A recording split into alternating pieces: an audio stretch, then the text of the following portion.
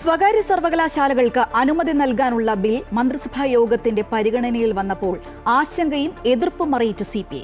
കൂടുതൽ പഠനവും ചർച്ചയും ഇക്കാര്യത്തിൽ ആവശ്യമെന്ന് കൃഷിമന്ത്രി പി പ്രസാദ് ചൂണ്ടിക്കാട്ടി.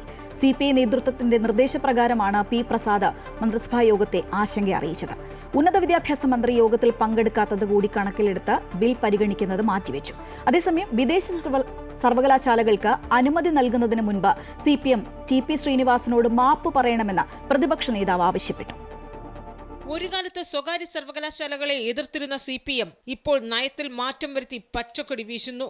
ഉന്നത വിദ്യാഭ്യാസ മേഖലയിലെ നിക്ഷേപം മുന്നിൽ കണ്ടാണ് നയമാറ്റം. എറണാകുളം ജില്ലാ സമ്മേളനത്തിൽ ഈ നയരേഖ മുഖ്യമന്ത്രി അവതരിപ്പിക്കുകയും ചെയ്തു. പിന്നീട് ഇടതുമുന്നണിയിലും ചർച്ച ചെയ്തു.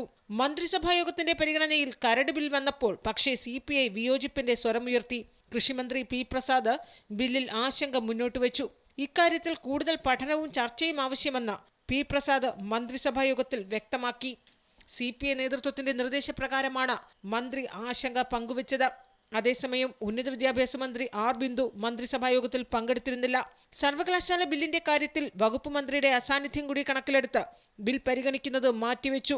അതേസമയം സ്വകാര്യ സർവകലാശാലകൾക്ക് പരവതാനി വിരിക്കുന്ന CPMന്റെ നിലപാട് മാറ്റത്തെ പരിഹസിച്ച് പ്രതിപക്ഷം രംഗത്തു വന്നു. വിദേശ സർവകലാശാലകൾക്ക് അനുമതി നൽകുന്നതിന് മുമ്പ് TP ശ്രീനിവാസനോട് CPM മാപ്പ് പറയണമെന്ന് പ്രതിപക്ഷ നേതാവ് ആവശ്യപ്പെട്ടു.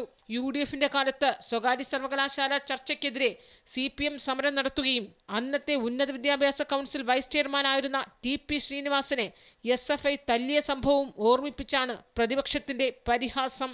അമൃത ന്യൂസ്, തിരുവനന്തപുരം.